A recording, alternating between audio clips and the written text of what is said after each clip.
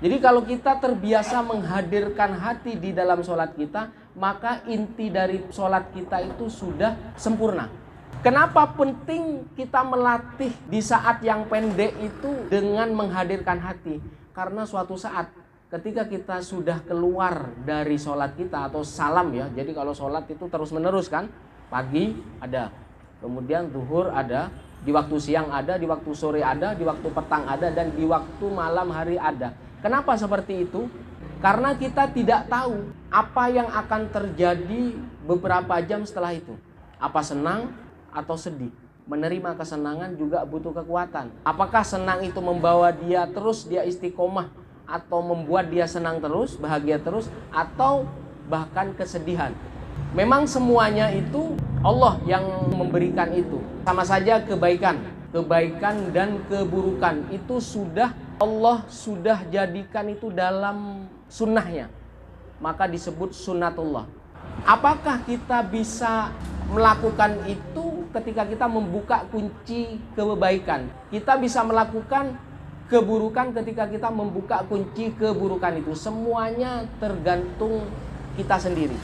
Jadi ini tadi ada kaitan kenapa kok ada hati, kemudian ada sholat, itu penting. Maka hati itu tempatnya kita beribadah. Ada tempat beribadah secara fisik, ada masjid, ada tempat beribadah di dalam hati kita. Kalau hatinya benar, pasti seluruhnya akan benar. Maka kenapa harus menghadirkan hati di dalam sholat kita? Karena itu sebagai kunci kesuksesan sholat kita. Maka kehidupan setelah sholat akan menjadi benar. Tetapi kalau salah, maka itu bisa hidup kita yang selanjutnya akan salah juga. Biasanya orang sholat itu dia asal sholat saja, bahkan tidak bisa membuahkan hasil apa-apa. Maka latihannya di dalam sholat. Kalau dia tidak pernah latihan di dalam sholat, bagaimana dia melatih sesuatu di luar sholat? Maka keruwetan itu bisa timbul dari yang seperti ini. Kenapa kok saya bilang hati ini penting? Karena suatu saat ini akan diisi oleh yang macam-macam. Ketika senang kalau hati sudah baik-baik saja, maka dia akan bersyukur. Ketika terus bersyukur akan ditambah kenikmatan oleh Allah Subhanahu wa taala. Tapi kalau kufur akan terjadi sebaliknya. Jadi kalau orang susah, kalau orang sedih, itu jangan ngomongnya jangan yang ngawur-ngawur atau suka mengumpat, itu jangan sampai seperti itu. Karena ketika kita susah dalam kesedihan, Allah itu mengutus malaikatnya. Wahai malaikat, coba ketika susah itu lihat orang. Apa yang keluar dari mulut dia? Kalau dia menyebut namaku, maka hapus kesusahannya. Jadi kalau susah udah diem aja bu. Zikir atau melaksanakan sholat, bermunajatlah. Karena sesusah apapun, pasti dia akan bisa menghapus dosa dia. Maka harus ada yang disyukuri. Harus ada yang dinikmati. Kenapa harus bersyukur? Karena untuk menghapus sedih dan kesulitan kita itu dengan lama-lama Allah menambah nikmatnya lewat sesuatu yang kita syukuri. Maka penting menghadirkan hati di dalam kehidupannya. Latihannya kapan? Ketika kita melaksanakan sholat. Maka harus diisi sholat itu hanya Allah saja. Maka ketika usolli fardhol isya'i arba rakaati mustaqbilal qiblati adaan lillahi ta'ala, Allahu Akbar. Jadi setelah takbir yang lain haram. Selain Allah yang lainnya haram. Maka itu sesuatu yang selain Allah hilangkan dulu. Karena sholat itu dengan menghadirkan Allah di dalam sholat kita, harapannya adalah dunia yang kita lakukan setelah sholat akan baik-baik saja. Munajat yang kita lantunkan di dalam sholat kita itu akan dikabul oleh Allah Subhanahu wa taala. Kalau sedih di sujud terakhir bu. Jadi kalau sholat isya di rakaat yang keempat sujud terakhir sebelum salam, itu setelah subhana rabbiyal a'la wa bihamdi 3 kali baca dalam hati. Yang menjadi kesulitan ibu apa? Kalau yang banyak utang, bagaimana Allah menutupi hutang itu? Punya kesulitan apapun munajatlah, tapi jangan terlalu lama. Maka penting menghadirkan hati di dalam sholat kita. Bahkan kalau kita sudah bisa menyempurnakan sholat kita, itu akan menentukan arah dan kesempurnaan kehidupan kita. Jadi sholat tuh sebenarnya pengen disambungkan. Karena kita lemah, karena kita sulit mendapatkan jalan keluar, maka menyambungkan ke yang maha kuat, ke yang maha tinggi. Maka latihannya harus di dalam sholat kita dengan menghadirkan hati kita.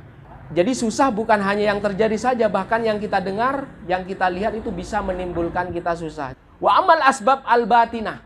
Tadi faktor yang dari luar, yang kita dengar, yang kita lihat. Ada sebab-sebab yang batin, yang dari dalam diri kita. Jadi itu yang ditimbulkan oleh kesedihan yang sudah menimpa kita. Al-humum fi audiyatid dunya. Misalkan kita dagang. Orang dagang biasanya mengharapkan apa? Untung atau laba. Tiba-tiba kita rugi. Setelah rugi apa? Sedih. Jadi sesuatu yang terjadi di dalam diri kita akhirnya ditimbulkan oleh permasalahan dunia, akhirnya menjadi sedih. Sampai kita muter-muter tuh mikirnya, bagaimana saya bisa bertahan. Jadi kalau saya rugi, saya tidak bisa bertahan, tidak bisa jualan lagi keesokan harinya. Kenyataan dagang saya rugi, akhirnya mikir. Setelah mikir, larinya kalau tidak kuat pikiran, akhirnya ke sini, ke hati. Ini yang faktor internal yang ada di dalam batin kita. Bagaimana bisa menangkalnya? Nah, itu tadi menghadirkan Allah ada di dalam hati kita. Kalau tidak bisa, pelaksanaan sholat. Jadi keluh kesahlah di dalam sholat. Maksudnya di dalam sholat kita, saya ingin berdoa apa yang saya hadapi ini susah sedih, biar Allah yang menghilangkan. Maka sholat itu artinya menyambungkan. Daripada kita mengumpat, mengeluh, sampai menyalahkan. Itu tidak lebih baik. Mending lari ke sholat kita. Itu yang faktor internal. Kemudian apa saja yang menjadi inti di dalam sholat kita? Intinya itu apa? Dari kita wudhu, kita menghadap sesuatu yang mulia. Kita pengen doa kita terkabul. Maka butuh semuanya itu bersih. Dari muka, tangan, kemudian sebagian kepala sampai kaki. Atau disunnahkan ini, yang ada di sini itu hilang semua. Bisa istinsyak, bisa istinthar. Jadi semuanya dihilangkan. Kerak-kerak itu dihilangkan. Bagian dari penyempurnaan wudhu. Sebelum kita sholat. Setelah kita suci. Pakaian. Biasanya disunnahkan memakai pakaian yang bagus. Khudzu zinatakum inda kulli masjid. Maka berpakaianlah pakaian yang bagus. Jadi kalau kita bertamu ke seseorang, pengen minjem uang, kita bentak-bentak dia, atau apa? Atau yang halus-halus. Atau dengan merayu. Dengan berkata-kata baik. Begitu juga kita akan bertemu Allah Zat yang maha sempurna. Dari wudhu, pakaiannya juga menutup aurat. Satrul aurah fa'alam anna ma'nahu ta'dhiyatu maqabihu badanika an absoril kholki. Badan kita aslinya jelek. Maka dengan kita menutup aurat berarti apa? Menutupi keburukan kita. Ada aurat dohir sama aurat batin. Aurat batin. Kalau mau sholat, semuanya yang urusan dunia ditinggalkan dulu. Semenjak takbiratul ihram, Allahu Akbar, sudah yang lainnya udah ditinggalkan dulu. Ada orang yang bisa melaksanakan sholat saja, ada. Yang penting gugur kewajiban. Ada yang mendirikan sholat. Yang mendirikan sholat itu orang-orang yang menghadirkan Allah di dalam sholatnya. Hanya 5 menit saja. Kenapa kadang hidup seseorang itu tidak menentu?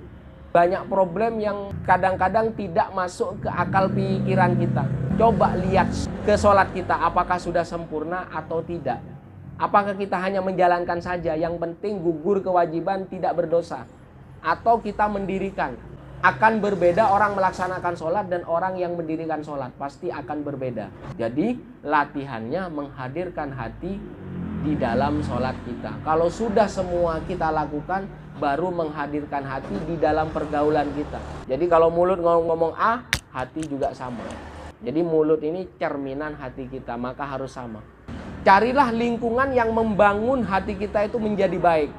Carilah lingkungan yang menjadi tingkah laku kita menjadi baik. Kalau yang tidak mengarahkan ke yang lebih baik, tinggalkan saja. Sebaik-baik apapun hati kita, kalau lingkungan tidak mendukung kita menjadi baik, maka akan sulit untuk bisa membangun sesuatu kehidupan yang sesuai harapan kita. Itu. Jadi tadi wudhu, kemudian menutup aurat, istiqbal. Kalau sudah jelas istiqbalnya, baru usolli, niat. Sholat asar, maghrib, isya, subuh, zuhur, niat. Allahu Akbar. Amal i'tidal. Terus Allahu Akbar ya, sampai dia baca iftitah.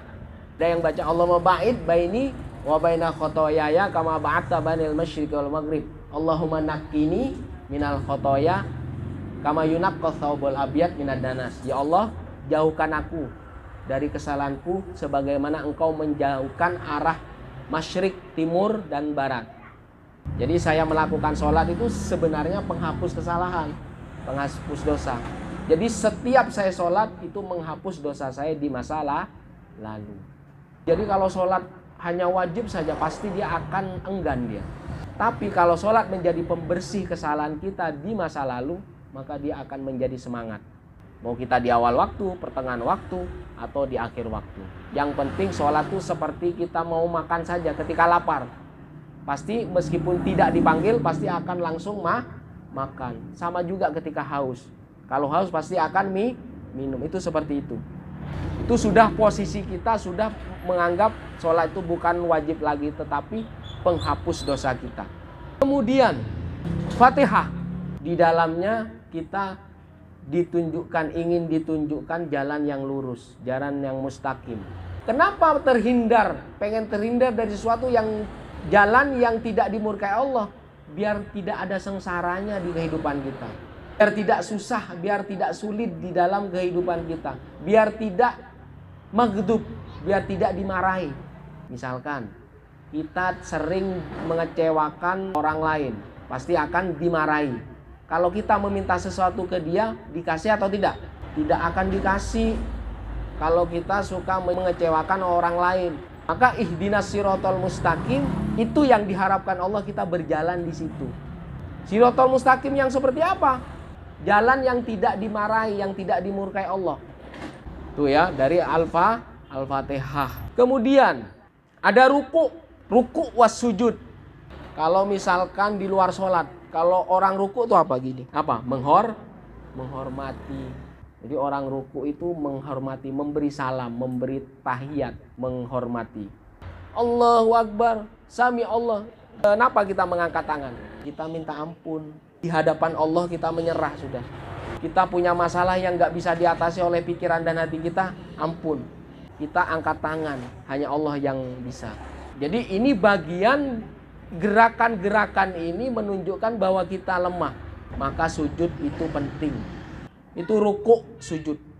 Kemudian tasyahud. Di dalam tasyahud, at-tahiyyatul mubarakatus salawatut thayyibatulillah. Assalamu alayka ayyuhan nabiyyu kepada Rasulullah. Jadi dengan menyambungkan itu, kita mengharap bantuan Rasulullah Sallallahu Alaihi Wasallam. Maka salamun alaika ayyuhan nabiyyu, maka disampaikan. Jadi bukan salam kepada Allah saja, menyampaikan salam kepada Rasulullah Sallallahu Alaihi Wasallam. Tsumma tasallama ala nafsika wa ala ibadika sholihin. Selesai semua, tahiyat, tasyahud, kemudian salam. Assalamu alayka ayyuhan nabiyyu warahmatullahi wabarakatuh. Assalamualaikum ibadillahi sholihin. Selesai sholat ini, jadikan saya itu hamba yang soleh. Apa artinya hamba yang soleh? Soleh itu pantas, Bu. Mau megang dunia pantas. Maksudnya apa? Kepantasan-kepantasan dunia itu akan menjadi akhirnya adalah kebaikan buat dia dan orang sekitarnya. Jadi kalau dia diberi rezeki yang banyak, dia tidak akan sombong. Dia siap untuk berbagi kebaikan dengan orang lain. Makanya orang soleh, orang beriman tuh harus kaya. Jangan sampai kalah sama orang fasik, sama orang kafir. Karena dunia ini hakikatnya buat orang yang beriman, buat orang soleh. Maka disebut khalifah. Khalifatun fil ardi. Maka kesolehan-kesolehan ini yang akan bisa diwariskan kepada anak cucu kita. Kita meninggalkan anak cucu yang soleh, kita juga akan ditransfer amal. Selama dia soleh, kita akan pesta di alam kubur kita. Karena ini yang tidak akan terputus, terus menerus dia sampai hari kiamat, sampai keturunan dia yang paling terakhir. Bahagianya orang mukmin itu bukan hanya di dunia saja, sampai di alam kubur bahagia. Kenapa? Karena mewariskan anak yang soleh. Anak yang soleh itu kalau kaya, dia menikmati dunianya dia, hartanya dia. Orang tua menikmati amal baiknya, menikmati kesolehan dia, karena akan ditransfer. Dan ini amal yang tidak bakal terputus. Maka orang mukmin yang soleh, dia bahagia di dunianya dan juga bahagia ketika meninggal. Karena terus menerima transfer kebaikan dari anak cucunya, karena tradisi kesolehan terus berjalan. Itu.